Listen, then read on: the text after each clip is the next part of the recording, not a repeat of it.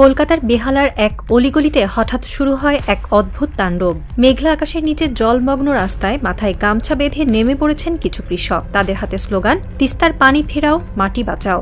ভিজে কাদার ভেতর দাঁড়িয়ে তারা চিৎকার করছে, যেন ইতিহাসের দিকে প্রশ্ন ছুড়ে দিচ্ছে কে কাকে বঞ্চিত করেছে। এই প্রথম নয়, কিন্তু এবার ব্যাপারটা আলাদা, কারণ এবার মিছিলের সামনে দাঁড়িয়ে আছেন কেউ একজন যিনি একসময় তিস্তার পানি আটকে দিয়েছিলেন।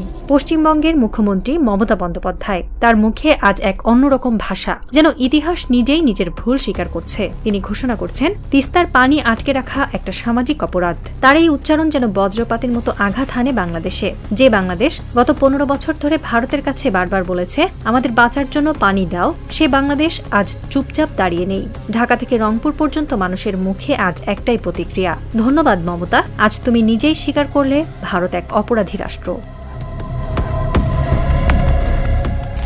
2011 সাল ঢাকায় ভারতের প্রধানমন্ত্রী মনমোহন সিং এর সফর। তিস্তা চুক্তি প্রস্তুত। হাসিনার সরকার আশায় বুক বেঁধেছিল অবশেষে উত্তরাঞ্চলের কৃষকরা বাঁচবে, কিন্তু সফরের আগ মুহূর্তে মমতা বন্দ্যোপাধ্যায় জানিয়ে দিলেন তিনি সফরে আসছেন না, কারণ তিস্তার পানি দিতে রাজি নন তিনি। বাংলাদেশের জন্য সেটি ছিল এক অপমানের দিন। তিস্তার চুক্তি ভেঙে গেল। ভারতীয় মিডিয়া বলল এটা মমতার সিদ্ধান্ত, কেন্দ্র বলল আমাদের হাত বাঁধা, আর বাংলাদেশ তারা চুপচাপ হয়ে গেল। এই নীরবতাই ভারতের কাছে হয়ে উঠছিল সুযোগ, শাসন আর শোষণের সূচনা। চুক্তি না হলেও ভারতের উত্তরে একের পর এক বাঁধ, জলবিদ্যুৎ প্রকল্প আর সেচ নালিকা তৈরি হলো। বাংলাদেশের নদী শুকাতে শুরু করলো। রংপুর, লালমনিরহাট, কুড়িগ্রাম সব জায়গায় কৃষকের চোখে পানি, কিন্তু মাটিতে নয়। তখন থেকে শুরু এই নীরব জলযুদ্ধ। 14 বছর পর সেই মমতাই যখন বললেন তিস্তার পানি আটকে রাখা সামাজিক অপরাধ, তখন বাংলাদেশের জনগণ বলল তাহলে তোমরাই ছিলে অপরাধী দিদি।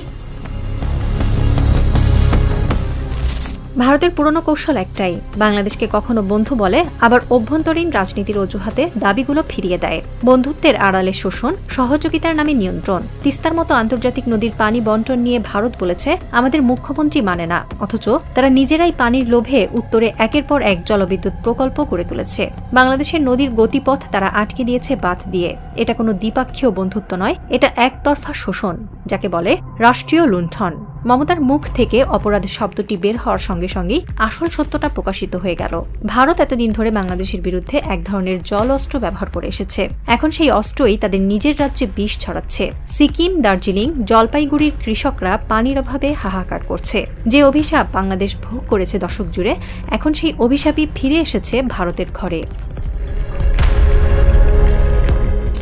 এখানে বিষয়টা কেবল পানি নয়, এটা রাজনীতি। কারণ এবার মমতা বন্দ্যোপাধ্যায় তিস্তার নামে যুদ্ধে নেমেছেন, কিন্তু লক্ষ্য মোদির বিজেপি সরকার। তিনি জানেন উত্তরবঙ্গের ক্ষোভ বিজেপির ভোটে প্রভাব ফেলবে, তাই এবার তিনি সেই ক্ষোভকেই অস্ত্রে পরিণত করেছেন। বিজেপির সিকিমের জলবিদ্যুৎ প্রকল্প দিয়ে পশ্চিমবঙ্গের উত্তরাঞ্চলে পানি সংকট তৈরি করেছে, আর সেই আগুনে ঘি ঢেলেছেন মমতা। তিনি কেন্দ্রের বিরুদ্ধে তীব্র ভাষায় বলেন তিস্তার পানি আটকে রাখা শুধু অপরাধ নয়, এটা উত্তরবঙ্গের কৃষকের বিরুদ্ধে যুদ্ধ। কিন্তু প্রশ্ন উঠে যায়, এই যুদ্ধ 2011 সালে কেন শুরু করেননি আপনি? তখন তো আপনি নিজেই চুক্তি আটকে দিয়ে বাংলাদেশের বিরুদ্ধে যুদ্ধ ঘোষণা করেছিলেন।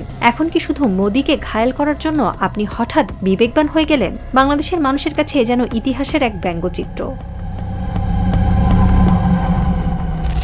বাংলাদেশ আর অপেক্ষা করছে না। চীনের সহায়তায় বাংলাদেশ এখন শুরু করছে তিস্তা ডাইভারশন প্রজেক্ট, যার মাধ্যমে বাংলাদেশের নদীর পানি রিজার্ভারে সংরক্ষণ করা হবে, নতুন খাল তৈরি করে কৃষিতে ব্যবহার করা হবে। এই প্রকল্প শুধু একটি উন্নয়ন পরিকল্পনা নয়, এটা এক প্রকার প্রতিরোধ আন্দোলন। চুক্তি না দিয়ে ভারত যেখানে পানি আটকে রাখে, বাংলাদেশ সেখানে চীনের অর্থে, প্রযুক্তিতে এবং সাহসে একটি জল স্বাধীনতা যুদ্ধ শুরু করেছে। চীনা প্রকৌশলীরা রংপুর ও লালমনিরহাট অঞ্চলে ইতিমধ্যেই জরিপ সম্পন্ন করেছেন। এর ফলে তিস্তার প্রবাহে নিয়ন্ত্রণ ফিরে পাবে বাংলাদেশ। আর এই পদক্ষেপে ভারত কাঁপছে। ভারতীয় মিডিয়া বলছে বাংলাদেশ চীনের প্রজেক্ট নিচ্ছে, এটা আমাদের জাতীয় নিরাপত্তার জন্য হুমকি। কিন্তু ঢাকার জবাব সোজা, তোমরা যদি আমাদের মরতে দাও তাহলে আমরা বাঁচার রাস্তা নিজেরাই খুঁজে নেব। রংপুরের এক মাদ্রাসা ছাত্র, নাম মুশফিক। তার বাবা আত্মহত্যা করেছিলেন পানির অভাবে ফসল নষ্ট হয়ে। সে আজ বলে যে রাষ্ট্র আমাদের পানি দেয় না, সে আমাদের বন্ধু না, ওরা আমাদের শত্রু। এই প্রজন্ম জানে না 1971-এর যুদ্ধ, কিন্তু তারা জানে তিস্তার লড়াই। তারা জানে ভারত শুধু বলে কিন্তু দেয় না। তারা জানে মমতা আর মোদি দুজনেই শত্রু। এই তিস্তা প্রজন্ম আর কারো মুখের কথা শুনবে না। তারা তাদের প্রধানমন্ত্রী, কূটনৈতিক সেনাবাহিনী সবাইকে বলছে এইবার বদলা নাও, এইবার নদী ফিরিয়ে নাও। সন্ধ্যার আলোয় উত্তরবঙ্গের নদী তীরে এক প্রাচীন ব্রিজে কিছু তরুণ গায়ে রং লাগাচ্ছে। তারা ব্যানারে লিখছে, তিস্তার পানি আটকে রেখে ভারত আমাদের মেরেছে, এবার আমরা প্রতিশোধ নেব। বাতাসে ভাসছে তিস্তার শোক, আর তাতে মিশছে বাংলাদেশের নতুন এক দৃঢ় প্রতিজ্ঞা। এই লাইন এখন আর কেবল স্লোগান নয়, এটা হয়ে উঠেছে বাংলাদেশের নতুন কূটনীতির কেন্দ্রবিন্দু। এটা সেই প্রতিশোধ যেটা কূটনৈতিক ভাষায় দেওয়া হবে, অর্থনৈতিক সিদ্ধান্তে দেখা যাবে, সেনাবাহিনী প্রস্তুতিতে শোনা যাবে। ভারত যদি ভাবে তারা সবসময় বাংলাদেশকে শোষণ করবে, তবে এই প্রজন্মের মুখে একটাই উত্তর, আর নয় ভারত, এবার পাল্টা মারো।